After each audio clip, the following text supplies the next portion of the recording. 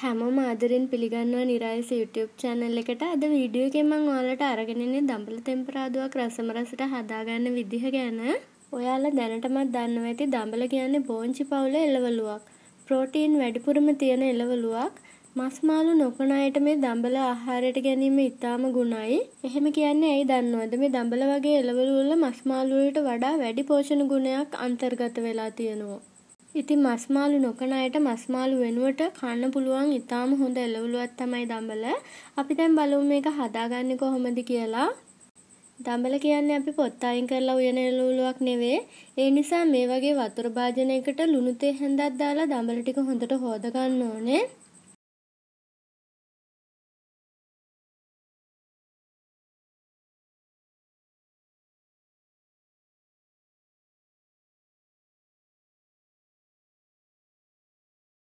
ඊට පස්සේ මේ දම්බල කරලේ තියෙනවා දෙපැත්තේ නූලක් වගේ එකක්. ඒක අපි මේ විදිහට ගලවලා අයින් කර ගන්න ඕනේ.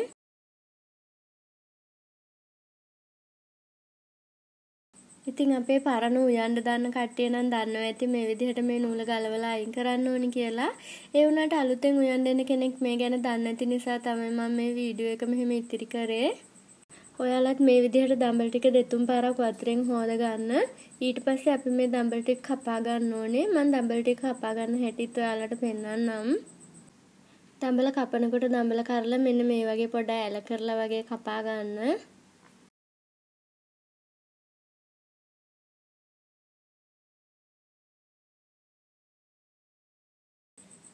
ලොකු ලුණු ගෙඩියක් මේ වගේ හීනියට ලියා ගන්න ඕනේ. අමුමිරිස් කරල් 3ක් විතර මේ වගේ දිගට පලා ගන්න ඕනේ. කරපිංචා ටිකත් මේ වගේ හීනියට ලියා ගන්න. සුදු ලුණු බිත් 3ක් විතර මේ වගේ හීනියට පොඩි කොටු කෑලි වලට කපා ගන්න ඕනේ. දැන් මුලින්ම උයන්න ගන්න වලටට පොල් තෙල් මේස හැඳි දෙකක් දා ගන්න ඕනේ. පොල් තෙල් ටික රත් වෙනකොට අබ තේ හැඳක් දා ගන්න. අබ ටික තෙලේ බැදෙනකොට අබයට එකින් එක පුපුරන්න ගන්නවා. ඒ වෙලාවේදී ඔයාලට එකතු කරගන්න පුළුවන් මේ වගේ පොඩි කෑලි වලට කපාගත්තු දිග මිරිස් කරල් දෙකක්. රතු මිරිස් කරල් ටික බැදිලා සුවඳ එනකොට ඔයාලට එකතු කරගන්න පුළුවන් කපාගත්තු සුදු ලුණු ටිකයි අමු මිරිස් ටිකයි. කරපිංචා ටිකත් එකතු කරගන්න. මේ ටික ටික සුවඳ එනකන් තෙලේ බැදෙන්න ඕනේ. ඒ ටික ටිකක් තෙලේ බැදිලා සුවඳ එනකොට කපාගත්තු ලොකු ලුණු ටික එකතු කරගන්න. ඒකලම ඔයාලට ලුණු තේ හැඳි භාගයකුත් එකතු කරගන්න පුළුවන්. මම දැන් එකතු කරගන්නවා රතු මිරිස් කුඩු තේ හැඳි භාගයයි, 3-5 කුඩු තේ හැඳි භාගයයි, කහ කුඩු තේ හැඳි භාගයයි. ඊට පස්සේ මේක මම හොඳට හැඳි ගන්නවා.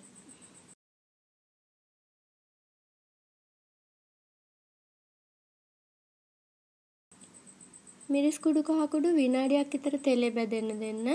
ඊට පස්සේ එකතු කරගන්න ඕනේ කපාගත්තු දම්බල ටික.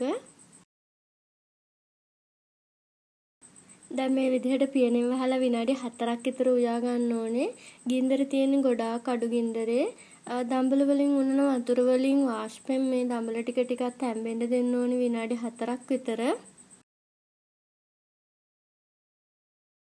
ඊට පස්සේ මම දියකිරි අඬු කෝප්ප භාගයක් එකතු කරගන්නවා.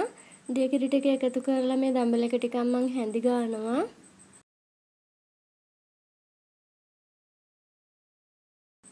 ඊට පස්සේ පියනෙන් වහලා මේක උයා ගන්න ඕනේ කිරි ටික හිඳෙනකම්ම.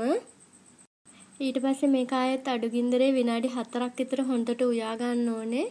මේ කිරි ටික ටික හිඳුනහම රසයි. දම්බල කෑල්ලක් අරගෙන බලන්න තැම්බිලාද කියලා. අනිවාර්යයෙන්ම මේ වෙලාව වෙනකොට තැම්බිලා තියෙන්න ඕනේ. අපි විනාඩි 8ක් විතර මේක ලිපේ තියාගත්තා. දැන් මම මේකට මිටිකිරි අඬු කෝප්පයක් එකතු කරගන්නවා. ඔයාලට ගොඩක් හොදි ඕනේ නම් මිටිකිරි අඬු කෝප්ප එක හමාරක් එකතු කරගන්න.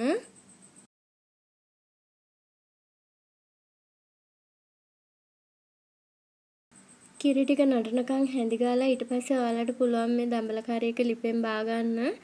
රස අනුව ඔයාලා ලුණු ඇතිද මදිද කියලා බලන්න. ඉතින් ඔයාලට මේක බත් කන්න, ඉන්දියාප්ප කන්න ඕන එකකට ගන්න පුළුවන්. ගොඩාක් රසයි මේ දම්බල තෙම්පරාදුව. ඔයාලා මේ වීඩියෝ එකට කැමති නම් ලයික් කරලා ඔයාලගේ අදහස කමෙන්ට් තීරුවේ සඳහන් කරන්න. Facebook එකේ යාළුවන්ට ෂෙයා කරොත් ඒගොල්ලන්ටත් දැනගන්න පුළුවන් වෙයි. ඉතින් අපි තවත් වටිනා වීඩියෝ එකකින් හමු වෙමු. ඔයාලා හැමෝටම ස්තුතියි.